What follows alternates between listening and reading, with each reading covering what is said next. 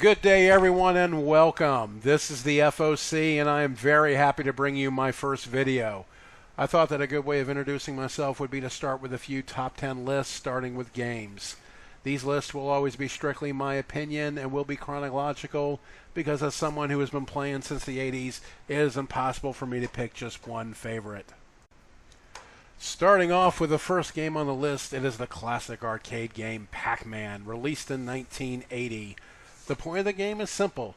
Eat all the dots while being chased around the maze by the four ghosts, Pinky, Blinky, Inky, and Clyde. That is it. The game was created by Toru Iwatani, who wanted to create a game that appealed to women as well as men. The inspiration for the character was a whole pizza with one slice removed. I am not kidding. This game was played everywhere. It was so popular that it led to tons of merchandising, 2 TV series, numerous imitators, as well as a hit single. Despite the game being almost 50 years old, it remains one of the highest grossing and best-selling games of all time. More than $14 billion in revenue and 43 million units in sales combined.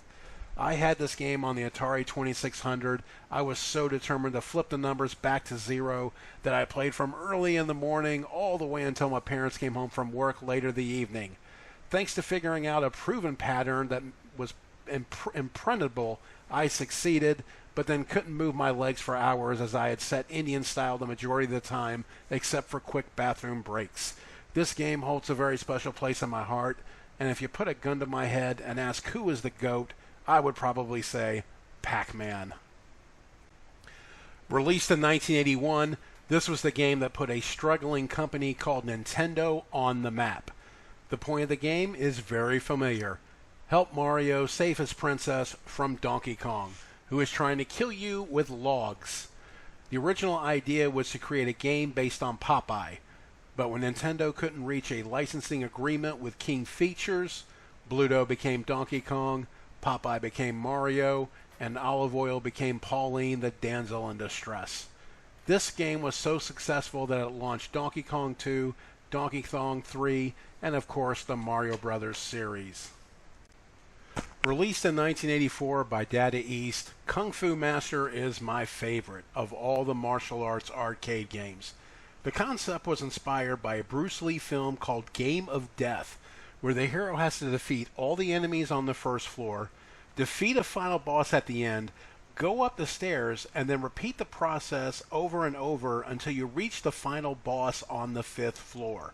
This concept has been repeated ad nauseum in video games ever since. I remember wasting quarter after quarter after quarter trying to reach that final boss on that 5th floor, but I never did succeed as a kid. I did not actually beat that game until decades later, thanks to the wonders of emulators. This is the last of the arcade coin-op games that I will mention.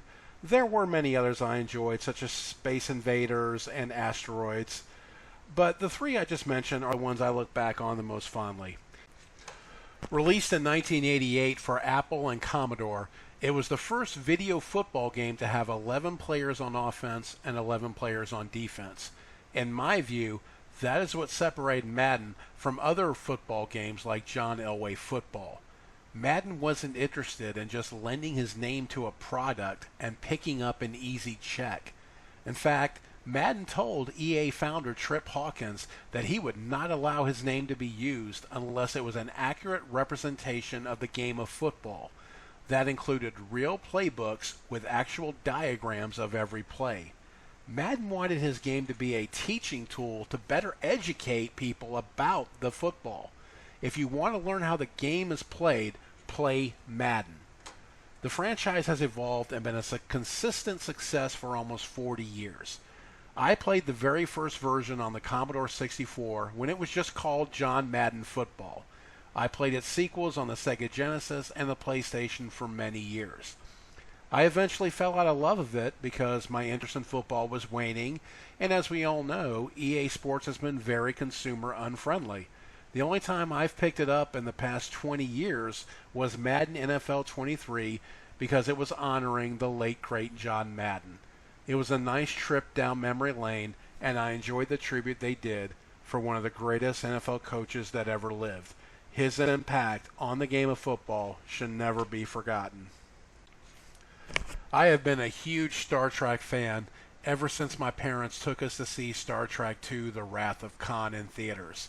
The original series, The Next Generation, and Deep Space Nine remain my favorite of the entire IP, and one day I'll do deeper dives on them. Developed by Microprose and published by Hasbro Interactive in 1999, Birth of the Federation was a turn-based strategy game based in the Next Generation era. The player can take control of the Federation, the Klingons, the Cardassians, the Romulans, or the Ferengi.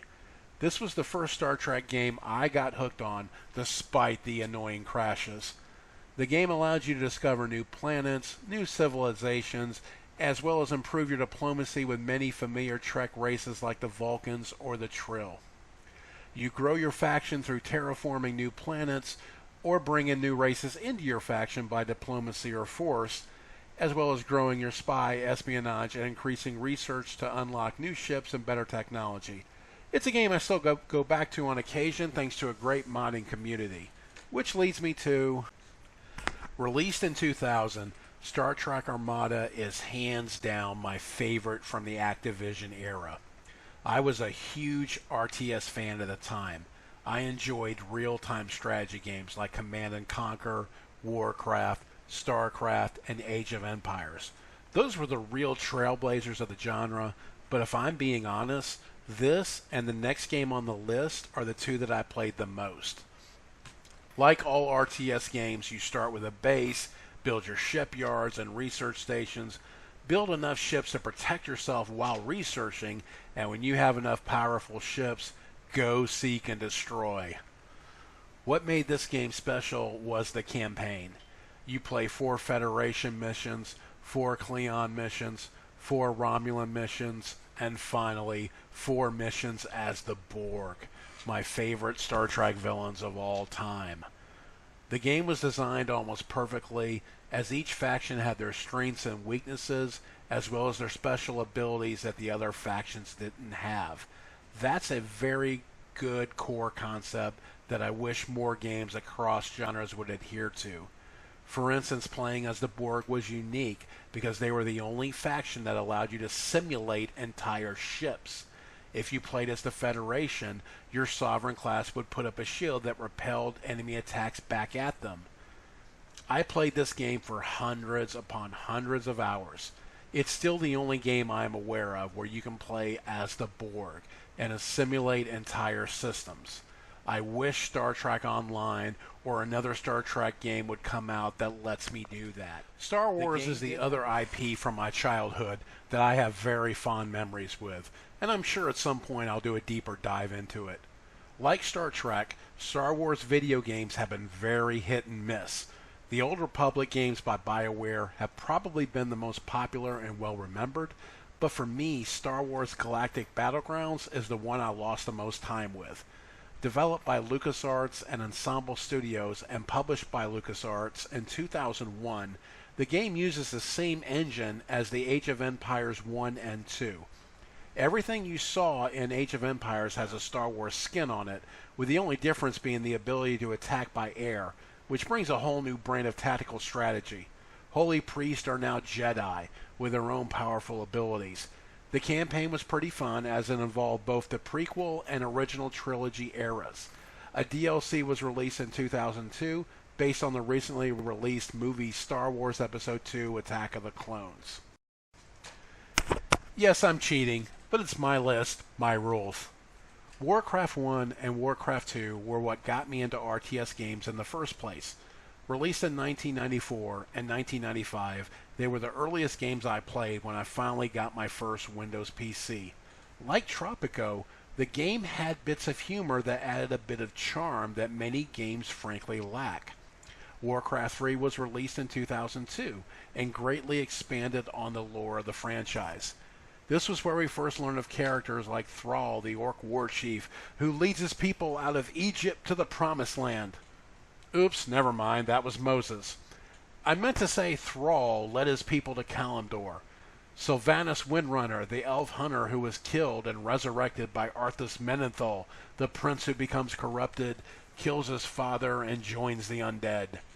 This game was a great launching point for Blizzard's biggest success to date, World of Warcraft.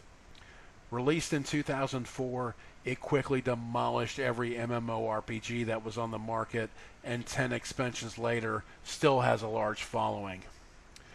When the game first launched, I was playing another MMORPG called Star Wars Galaxies. The game was like a lot of others in the genre, difficult to learn and a real slog to advance.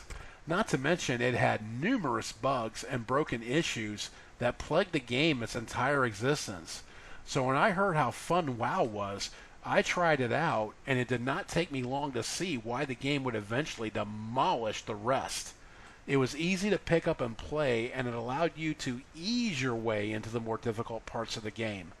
This game was a cultural phenomenon and led to many companies trying to cash in on the boom with their own WoW clones. They failed. Despite it being 20 years old, I still go back to it every 6 months to a year, and of course I can't wait for the next expansion. Last but not least, we have the franchise that was so revolutionary it created its own subgenre. The first Diablo game was developed by Blizzard North and published by Blizzard Entertainment in 1997. It was declared the country's fourth best-selling computer game of the year by PC Data, but that was only a warm-up act for the sequel, Diablo 2. Released in 2000, it is often cited as one of the greatest games of all time and considered the Bible when it comes to a hack-and-slash game. I admit I came a bit late to the party. Back when these games were released, I was heavy into RTS games. I didn't really get into this franchise until Diablo 3, and that wasn't until long after they released the Necromancer DLC pack. Once I did get into it, I was hooked. I'm currently spending most of my gaming with D4 and sometimes other ARPGs like PoE 2. The gameplay is fun, and as a casual, I enjoy popping in every few months to see how the new season shakes up. There have been a lot of changes to Diablo 4 since it launched, but for the most part, I've been having a blast and can't wait until the launch of the next expansion. And that ends my top 10 list. What have been your favorite games, and which ones do you look back most fondly on? Sound off in the comments, and see you again soon.